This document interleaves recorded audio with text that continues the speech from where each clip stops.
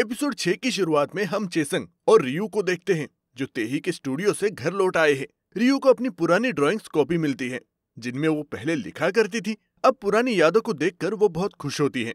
उधर चेसंग रियू की शादी के इनविटेशन कार्ड को देखकर उसके बारे में सोचने लगता है और बताता है कि उसे रियू के सभी पहली बार के पल याद है। पहली बार जब उसका दांत टूटा था, पहली बार जब उसने बिना सपोर्ट के साइकिल चलाई थी, पहली बार जब वो घर छोड़कर भागी थी और पहली बार जब उसे एक सीनियर ने रिजेक्ट किया था। वो कहता है, मैं बचपन से उसे जानता हूँ, इसीलिए मुझे लगा मुझे उसके बारे में सब कुछ पता है, पर शायद ऐसा नहीं है। उसके बाद हमें पता चलता है कि रियू के पिताजी असल में एक शेफ थे, लेकिन बाद में उन्होंने एक काम छोड़कर अपनी शॉप खोल ली। उसी समय रियू की माँ उसे बुलाती है और चेसंग के घर खाना पहुंचाने के लिए कहती है। रियू चेसंग के घर खाना लेकर जाती है और फिर चेसंग से मिलने के लिए उसके कमरे में जाती है जो अभी भी वैसा ही था जैसा बचपन में था। उसे देखकर रियू को टाइम कैप्सूल की याद आती है और वो अपना लेटर ढूंढने लगती है। आखिरकार उसे लेटर मिल जाता है और वो उसे पढ़ने लगती है।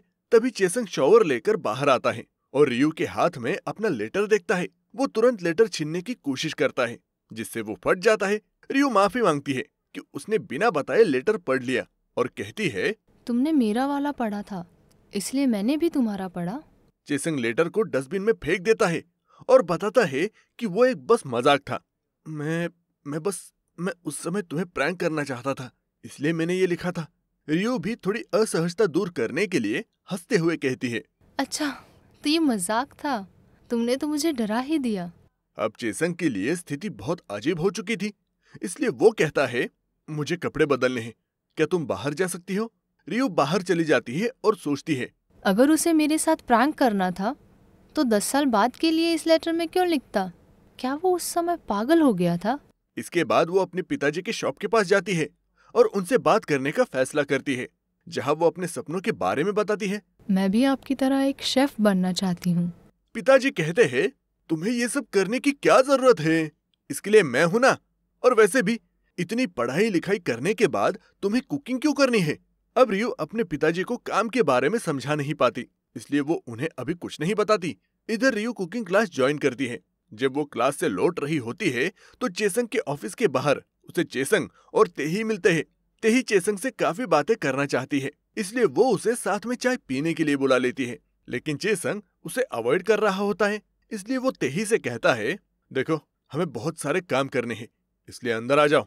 रियू कहती है कि उसे अभी कुछ काम है, लेकिन ऑफिस में तेही चेसंग से पूछती है, क्या तुम रियू को अवॉइड कर रहे हो? चेसंग इस बात को भी इग्नोर करने की कोशिश करता है तो तेही पूछती है, तुमने मेरे साथ काम करने के लिए हाँ क्यों कहा?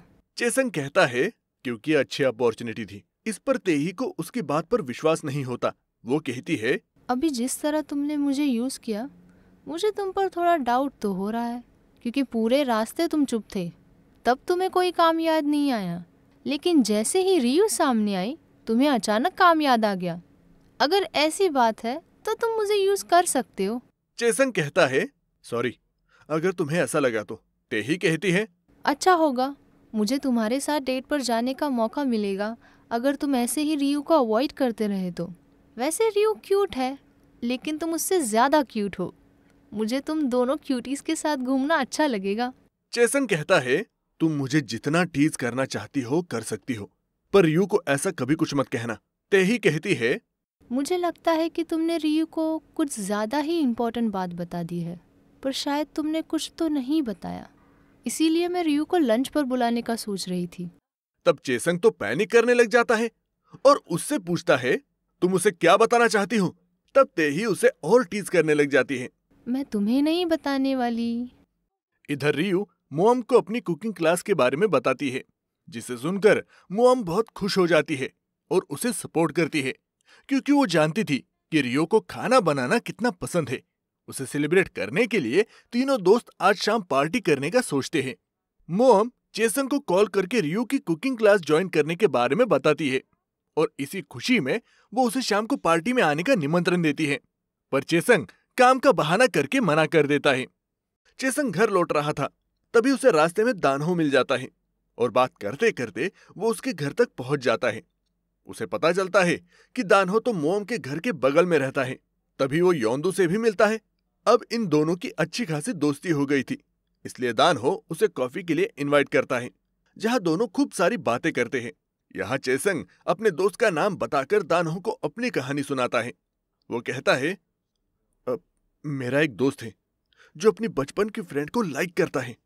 पसंद तो वो हाई स्कूल से करता था, लेकिन अभी तक वो अपनी फीलिंग्स के बारे में कुछ नहीं कह पाया। कॉलेज आने के बाद वो लड़की दूर चली गई।